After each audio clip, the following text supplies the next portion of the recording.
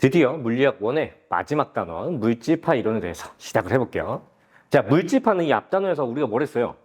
빛의 이중성에 대한 걸 했죠. 그렇죠? 그래서 지금은 물질에 대한 이중성을 다루는 파트예요. 자, 여기서 우리가 일반적으로 접근하기 쉬운 입장은 뭐가 있냐면 입자성이 되겠죠. 왜냐하면 화학에서 우리가 세상을 이루는 물질을 물질적 기본단위 분자, 분자를 또 쪼개면 원자, 이런 입자들에 대해서 세상이 구성된다고 배우다 보니까 입자성이 당연한 거예요. 당연한데 이것도 최근에 와서 밝혀진 부분이지만 입자가 파동성을 가질 수도 있다. 이렇게 얘기를 하는 거죠. 이게 잘 와닿지 않을 수가 있어요. 왜? 현실적으로는 볼 수가 없는 현상이기 때문에. 그래서 상황을 좀 가정을 하면 예를 들어 공이 그냥 어떤 수평 축상에 날아간다고 했을 때 그냥 기본적으로는 직선 운동을 하는 게 맞지만 이 직선 축에 대해서 얘가 파동 궤적을 그리면서 날아간다. 이게 말이 안 되잖아요. 그렇죠? 총알처럼. 총알은 이제 회전을 하다 보니까 회전을 해서 나선 방식의 운동을 하게 되는데 얘는 그냥 파동의 궤적을 따라서 흔들리면서 날아간다. 이렇게 얘기를 하는 거예요. 그러니까 이런 부분이 어떻게 가능하냐라고 했을 때 이제 굉장히 작은 전자 같은 입자들이 빠르게 움직이면 가능하다라고 하는 건데 현실적으로는 자, 드브로이라는 사람이 물질파의 파장을 정의한 식이 있어요. 드브로이 파장, 이렇게 드브로이 파 이렇게 부르기도 하는데 람다는 mv분의 h 앞에서 광양자서에서 썼던 공식이랑 똑같죠. 단지 이제 입자니까 질량이 있어서 mv라고 하는 운동량 식을 다시 쓸 수가 있게 된 거예요. 그럼 여기서 가볍게 이제 값을 좀 대입을 해주면 자, 위에 질량에다가 그냥 1kg짜리 공을 가정하고 그냥 뭐 보편적으로 물체가 한 10m/s 이러면 좀 현실적인 부분이라고 볼 수가 있잖아요. 뭐 이 정도는 충분히 가정할 수가 있죠. 근데 이제 문제가 뭐냐? h가 뭐예요? 이게 플랑크 상수라는 거죠. 자, 플랑크 상수 같은 경우에는 6.63 곱하기 10의 마이너스 34승이라는 값을 갖고 있다 보니까 이걸 그냥 단순하게 계산해버리면 몇이 나오는 거야? 파장이 분모에 10이 있고 이미 분자에 10의 마이너스 34승이 있으니까요. 계산된 값이 대충 10의 마이너스 35의 미터. 이게 파장이 계산이 되는 거죠. 그러니까 굉장히 이 지금 위에 있는 물질이 거시적인 세상에 있는 물질이라면 굉장히 짧은 파장으로 진동하면서 가는데 우리는 어떻게 보이는 거야? 이게 그냥 전체로 덩어리져서 그냥 쭉 날아가는 것처럼 보이는 거야. 그래서 진동에 대한 구분이 어렵다, 불가능하다 이렇게 보는 건데 이게 바뀌어서요. 전자 한 개 질량이 이제 대개 9.1 곱하기 10의 마이너스 31승 킬로그램. 그 수소 원자 같은 경우에 계산해 보면 2.2 곱하기 10의 7승 미터 퍼 세크. 자, 이런 값을 갖고 있는데 이거를 위에 있는 식에다 대입을 해보면 끝자리가 대충 10의 마이너스 10승으로 끝날 거예요. 그러다 보니까 물론 이것도 굉장히 짧지만 어느 정도 파동성의 어떤 크기를 고려할 수 있는, 왜냐면 나노 단위가 10의 마이너스 9승이니까 10의 마이너스 10승이면 그거보다 짧긴 하지만 큰 차이는 안 나잖아요. 위에 있는 것처럼 이렇게 35승 이렇게 어마어마한 우리가 뭐 어떤 표현하는 단위도 없을 만큼의 단위가 나오진 않는 거죠. 그래서 이런 거시적인 세계 외에 미시적인 세계에서 우리가 파동성을 볼 수가 있는데 이거를 이제 검증할 수 있는 예시 실험이죠. 데이비슨 거머라고 하는 사람이 금속에다가 전자를 쏴요. 이게 첫 번째라고 합시다. 자, 왜 금속에 쐈냐? 이게 구체적으로 니켈인데 니켈 같은 경우에는 결정면이 고르다는 표현을 씁니다. 자, 그러다 보니까 위에서 날라온 전자가 입자성을 갖는다면 이 고른 결정면에 부딪혀서 당연히 반사의 법칙을 맞춰서 튕겨 나가겠죠. 그게 대충 50도라고 생각하시면 돼요. 그래서 입자니까요. 여기에 이제 스크린이 90도의 스크린이 있다고 했을 때 점이거나 아니면 뭐 조금 난반사처럼 근데 여기 표면이 뭐 완전 평평하지 않는다 치면 그래도 주변에 어느 정도 3포도 정도만 생겨야 되는데 얘가 그래프가 어떻게 나와요? 원점을 기준으로 그래프가 이렇게 나오죠. 뭐 물론 이거랑 조금 더 극단적으로 더 이렇게 뭐 돼 있긴 하는데 이게 어떻게 보는 그래프냐면 원점을 기준으로 여기에 있는 이 볼록한 부분까지의 이게 발견 빈도라고 보시면 돼요.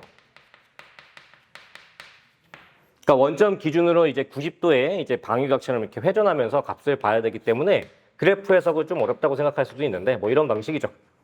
그래서 각도별로 이 날라온 경로와 튕겨나간 경로 사이각에 대해서 얼만큼 스크린의 전자가 관측됐는지를 볼 수 있는 실험인 건데 보면 알겠지만 물론 50도 근처가 제일 빈도수가 높긴 해요. 근데 주변에도 감소하긴 하지만 상당히 많은 양의 전자가 분포하고 그래프가 감소했다가 다시 증가하는 구간이 생기거든요.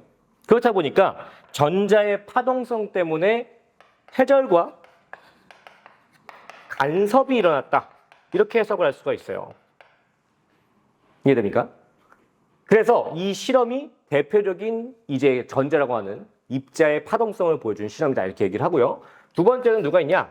톰슨이 나와요. 자, 톰슨 익숙하죠? 우리가 원자 모형할 때 원자 모형을 제시했던 과학자인데 이 사람이 아무래도 전자선을 이제 음극선이라고 하죠. 이거 가지고 실험을 많이 했다 보니까 이걸 엑스레이와 함께 빛과 함께 실험을 해본 거예요. 어디다 해봤냐? 굉장히 좁은 틈에다가 구멍을 뽕 뚫어서 뒤에 스크린에 어떤 무늬가 찍히는지 본 거죠. 그러면 X선 같은 경우에는 당연히 빛이니까 좁은 틈을 통과해서 회절을 통해서 방사형 원형의 무늬가 찍히는 게 당연해요. 그래서 여러분들 뭐 교과 사진 자료 같은 거 보면 이런 원형의 간섭이 일어나기 때문에 가운데 밝고 어둡고 이렇게 반복되는 띠 무늬가 나타날 거예요. 어쨌든 원형 무늬가 나타나는데 이 음극선 같은 경우 예상되는 건 입자라면 점이 찍혀야겠죠. 근데 그게 아니라 어떻게 된 거예요? 똑같이 방사형의 무늬가 옆에 있는 엑스레이와 동일한 형태의 무늬가 찍힌 거예요. 그래서 전자가 회절을 발생시켰다. 또 간섭도 발생시켰다. 이렇게 보는 거죠. 자, 옆에서 회절 간섭. 이 회절과 간섭이라는 현상은 파동성 말고는 설명할 수 있는 이론이 없어요. 왜 그런 현상이 생겼는지. 그러다 보니까 파동성을 갖고 있다 말고는 이런 현상이 왜 일어나는지 해석 자체가 불가능한 거죠. 그래서 물질파 이론 같은 경우에 이 관련된 증거도 있고 관련된 이론도 있고 여러분들이 어느 정도 인정을 하고 넘어가야 되는 부분이에요. 자, 여기에 관련된 수학적인 부분을 칠판을 좀 정리를 하고 다시 얘기를 해봅시다. 자, 다시 보면 드브로이 파가 이렇게 공식이 정의되어 있잖아요. 여기서 파생되는 이제 문제 풀 때 수학적인 부분이 부각되는 유형들이 있는데 자, 일단 보시면 전자가 튕겨 나올 때 전자를 가속시킬 수 있는 방법은 마이너스 극과 플러스 극판 사이에서 전자를 가속시켜서 구멍으로 쏘아내는 방식이에요. 이게 지금 칠판에 이렇게 2차원 단면에 그리다 보니까 정확히 인지는 안 될 건데 이 사이에 전압이 형성돼 있겠죠. 플러스 마이너스 사이니까 이 전압에 의해서 전자가 구간에서 가속을 일으키고 전기력을 받아 그 가속된 이후에 운동 에너지를 갖고 튕겨나가기 이렇게 음극선을 만들거든요. 그래서 얘네가 받은 일의 양을 이제 물리2 같은 데서 정의를 하는 식인데 전자의 전하량 곱하기 걸린 전압에 대해서 크기를 정의를 할 수가 있어요. 그래서 받은 일의 크기만큼 전자가 운동 에너지를 갖고 있는 거죠. 자, 이때 이 운동 에너지가 우리가 알고 있기로는 2분의 1 mv 제곱이 맞죠. 이게 틀렸다는 게 아니라 이 파트에서는 아무래도 저 파동성과 연계를 시켜야 되기 때문에 이 형태보다는 2m분의 p제곱. 자, 이 식도 역학에서 썼었어요. 역학에서 자주 쓰던 형태긴 한데 여기다가 저 물질파 이론을 접목을 시키면 얘가 지금 운동량 p가 되는 거니까 자, 바꾸면 2m 람다 제곱분의 h 제곱 이런 식을 쓰게 되죠. 그래서 운동 에너지와 파장 사이에 관계식이 형성이 됐어요. 그래서 문제에서 만약에 얘가 뭐 파장이 2배가 되면 운동 에너지가 몇 배가 되냐? 반대로 운동 에너지가 몇 배가 되면 파장이 몇 배가 되냐? 이런 질문들을 암산으로 공식이 정해져 있으니까요. 바로바로 캐치를 해서 푸셔야 돼요. 또 이걸 조금 살짝 변형시키면 파장에 대한 식을 바로 어떻게? EM, EK 운동 에너지의 루트 씌우고 H 값을 해주면 바로 풀 수가 있는데 예를 들어 운동 에너지가 2배가 된다 치면 파장은 루트 2분의 1이 되는 거죠. 분모에 있고 심지어 루트까지 씌워져 있어요. 그래서 다시 자 말로만 하면 헷갈리니까 예를 들어서 기존에 대해서 운동 에너지가 2배가 됐다.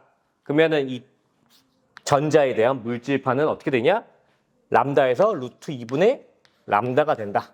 이렇게 얘기를 할 수 있다는 얘기예요. 해서 이런 공식들이 명확히 박혀 있으면 대부분 문제가 그냥 질량비나 파장비나 이런 것들을 비교하는 문제밖에 없어요. 그래서 기준에 대해서 몇 배가 되냐 이걸 판단해야 되는 건데 어렵지 않아요. 뭐 물론 암산을 하면서 수학적인 뭐 미스가 발생하면 좀 안타깝겠지만 그래도 이게 절대로 어렵다고 볼 수 없는 과정이거든요. 그래서 여러분들이 좀 꼼꼼하게 공식을 암기할 필요가 있을 거예요. 자, 그럼 여기까지 하고 이제 마지막 남은 전자현미경 이거는 조금 끊어서 다른 파트에서 다음 강의에서 다뤄보도록 할게요. 수고하셨습니다.